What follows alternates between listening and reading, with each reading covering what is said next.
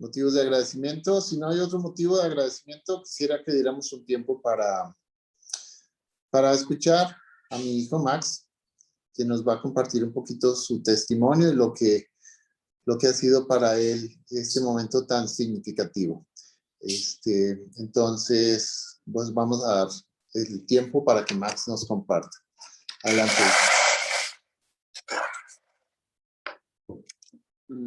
Listo. Bueno, pues primero me siento como muy nervioso, ¿no?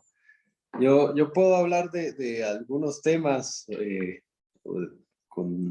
a la gente a veces le parece como complicados o rebuscados, pero siempre hablar de Dios y enfrente de la iglesia me causa mucho nerviosismo porque me siento poco merecedor. Pero bueno, voy a intentar hacerlo bien y corto para que no sea tan aburrido. Primero, cuando Coleman me invitó a que pudiera dar mi testimonio este viernes, hay algo que me caracteriza a mí, que es que tengo la habilidad de hacer algo simple muy complejo. Lo rebusco mucho. Entonces yo me puse a pensar, bueno, ¿y qué significa dar testimonio? Que pues si voy a dar mi testimonio, yo lo quiero hacer bien. Y me puse a buscar en internet qué significaba eso de testimonio.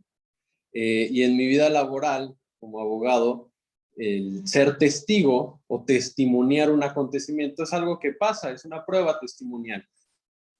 Y entonces, ¿por qué yo soy un testigo de qué? ¿O yo soy testigo de qué dentro de esto que hoy llamamos testimonio de Maximiliano?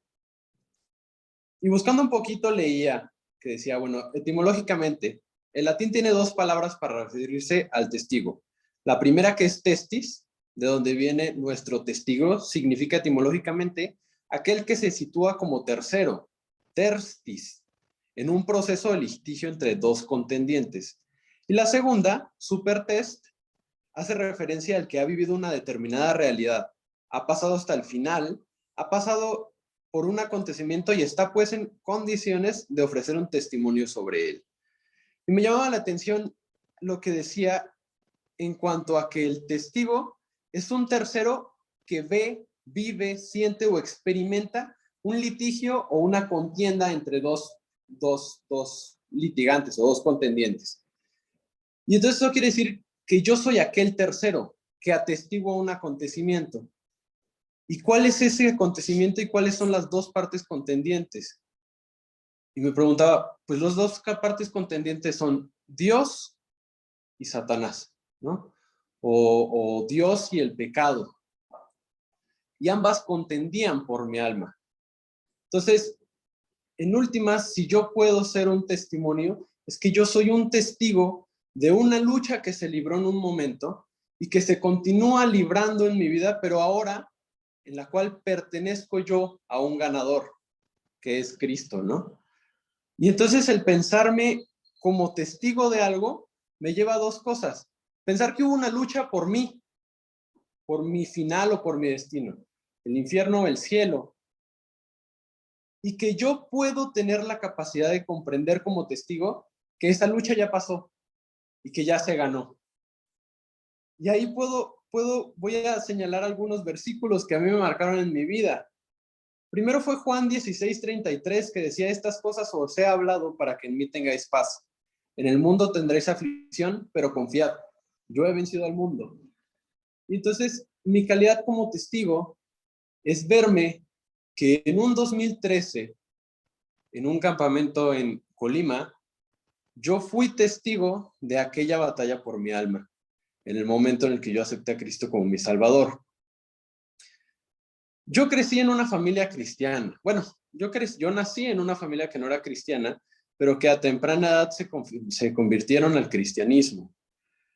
Y como es típico de mí, el empezar a complejizar los acontecimientos comunes, ¿qué es ser cristiano? ¿Por qué crecí en una familia cristiana en un país que es católico? ¿Qué significa yo sentirme cristiano? El ver cuál era la fe de mis padres y por qué yo tenía que tener fe, e incluso pensar, ¿y por qué yo tengo que convivir con la misma fe de mis padres o con la misma religión? Por lo cual, yo recuerdo desde pequeño, teníamos una computadora en la casa y yo empezar a leer sobre muchas las religiones, porque cuestionarme mi religión era un paso importante para mí. ¿Por qué yo creo esto? ¿Y por qué mis padres creen esto? Empezar a leer sobre los testigos de Jehová, empezar a leer sobre los mormones, empezar a leer sobre los católicos y sobre otro tipo de religiones menos conocidas en México, como el cuaquerismo, por ejemplo, ver sobre la reforma protestante y en última instancia ver que si todas creían en un Dios, pues posiblemente quizás todas estaban equivocadas también. Y empezar a rebelarme contra lo que mis padres me querían enseñar fue una parte importante en mi vida, trascendente en mi vida, porque empezó un camino en el cual yo elegí libremente testar otro ganador en mi vida, rechazar la salvación de Cristo e irme por otro camino. Y así transcurrió mi adolescencia y la vida de un joven adolescente que complejiza unas cosas de la vida común. Es un poquito difícil en la medida en la que no se encuentra a gusto con los acontecimientos que pasan. Y si de por sí la adolescencia es complicada, un joven que es complicado en su naturaleza y en su forma de pensar, la hacía un poco más complicada. El rebelarse contra lo que estaba pasando, el rebelarse contra la autoridad, el pensar que uno podía saber más que los demás, me llevó a muchos problemas en los cuales ciertamente mis padres siempre estuvieron acompañándome y presentes. Tantos problemas que en algún momento, bueno, me corrieron de escuelas, terminé chocando una camioneta y el acontecimiento que marcó mi vida fue una vez en la cual yo choqué la camioneta, me acababan de correr de una escuela y mi papá me dijo triste, no enojado, sino como más bien decepcionado, que él ya no sabía qué hacer conmigo y que bueno, que me iban a mandar a Palabra de Vida porque si me quedaba acá, pues yo me iba a seguir metiendo en problemas. Me enviaron a Palabra de Vida y encontré un cristianismo un poco más como inquisitivo en la vida de las personas, como un poco más perseguidor. Y eso no quiere decir que Palabra de Vida sea un lugar malo. Palabra de Vida es un lugar compuesto por personas, que bien dice la Biblia, maldito el hombre que confía en el hombre. Pero una persona como yo, que ya se encontraba rebelde, buscaba a alguien a quien echarle la culpa, ¿no? Y el ver en el cristianismo una forma en la cual que era inquisidora o perseguidora sobre mi forma de pensar y ver las cosas, me hizo un poco separarme también de lo poco que yo estaba cercano a Dios. Al punto que en mi adolescencia terminé escapándome y yéndome caminando quería ir a Querétaro con un niño que estaba en malos pasos a escaparme y a vivir otra vida más sin tanto, sin tantas reglas. Cuando Leo Digilio nos encontró y nos llevó de regreso, mi papá me sacó de Palabra de Vida y regresé a la casa. Me dijo que él me dejaba en manos de Dios, que él había decidido soltarme en las manos de Dios. Y eso me abrió un poco más de libertad en mi descubrimiento como, pues no como cristiano, sino como una persona que sabía que Dios existía, que había conocido las escrituras, que me habían contado el plan de salvación y que yo estaba resistente. Y unas personas que marcaron mi vida claramente fueron mis padres, pero también fueron mis pastores, Nancy Coleman. Y Nancy una vez me dijo unas palabras que a mí me marcaron mucho, que era Salmo 138:8, que decía, Jehová cumplirá su propósito en mí. Tu misericordia, oh Jehová, es para siempre. No desampares la obra de tus manos.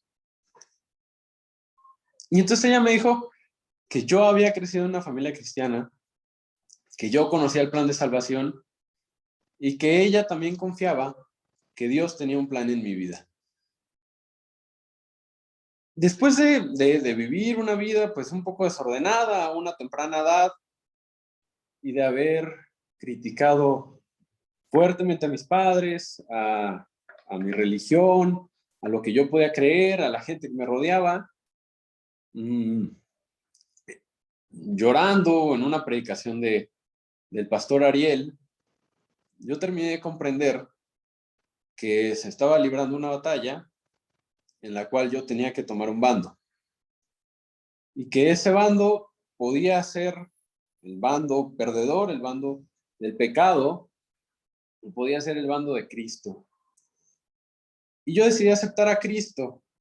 Y me parece que lo más importante dentro de mi proceso cristiano no ha sido lo que pasó antes de ser cristiano. Ciertamente marcó mi vida, sino ha sido la forma en la cual Dios me ha permitido desarrollarme como cristiano, con unos padres tristemente derrotados por el pecado de un hijo que no tomaba conciencia y que le permitieron libertad para comprenderse como una creación de Dios, a la cual Dios ya tenía un propósito previamente establecido a mi nacimiento, y que yo tenía una especie de obligación de tomar un bando y ver quién iba a esculpir la arcilla de esta creación, digamos. Y el tercer versículo que marcó mi vida fue Apocalipsis 3:20, en donde dice: aquí, yo estoy a la puerta y llamo. Si alguno oye mi voz y abre la puerta, entraré en él, cenaré con él y él conmigo. Y eso me habló de un Dios bastante diferente al que yo concebía. No era un Dios, digamos, como calvinista que predestinaba la salvación y castigo de unos, ni era un Dios que le decía a uno, bueno, viva como quiera, de todos modos yo amo a todos y todos se van a salvar, sino que era un Dios de reglas, pero era un Dios amoroso también. Y era un Dios que estaba dispuesto a dar una batalla por su creación, que era yo, y que tenía un propósito que yo podía seguir u olvidar. Y entonces, la forma como yo fui construyendo mi cristianismo fue una forma personal, fue una forma relacional y fue una salvación individual. Yo comprendí que podía construir una relación con Dios y preguntar a Dios y acercarme a Dios como un padre, como un hijo que se acerca a un padre, a quien Dios le puede negar sus cosas, le puede decir, bueno, sí, hasta cierto punto, o el camino es por acá, o quien le lleva de la mano, o quien le da un zape, quizás en su cabeza cuando se está portando mal. Pero por sobre todo, era un Dios que satisfacía lo que mi alma necesitaba. Y era un Dios al cual yo siempre, desde mi niñez temprana, me encontraba buscando. Cuando me ponía a investigar sobre los mormones, sobre los cuaqueros, sobre todo esto. Y cuando me ponía a cuestionar, él me decía que por este lado estaban las respuestas. Entonces, el poder dar mi testimonio y el poder ser testigo, atestiguar una lucha por mi alma, me permitió comprenderme como un tercero por el cual se luchaba y el cual tiene el privilegio de contemplar la grandeza y belleza del acto salvador y redentor de un padre que me ama lo suficiente como para morir por mí, para soportar mis cargas y para guiarme de la mano. Y para mí eso pues es un acto que uno tiene la oportunidad y la obligación de compartir. Somos testigos y nos presentamos ante un juez para señalar una lucha que se está aconteciendo en el mundo y que continúa en este mundo. Somos parte del equipo de Dios y somos sus hijos. Para mí es un acto excepcional. Y entonces ahí, cuando comprende uno eso, entiende un propósito, ¿no? Y que si Dios cumplirá su propósito en mí, lo hará como un caballero, tocando la puerta y tratando de darme su mano para guiarme. Y eso es todo.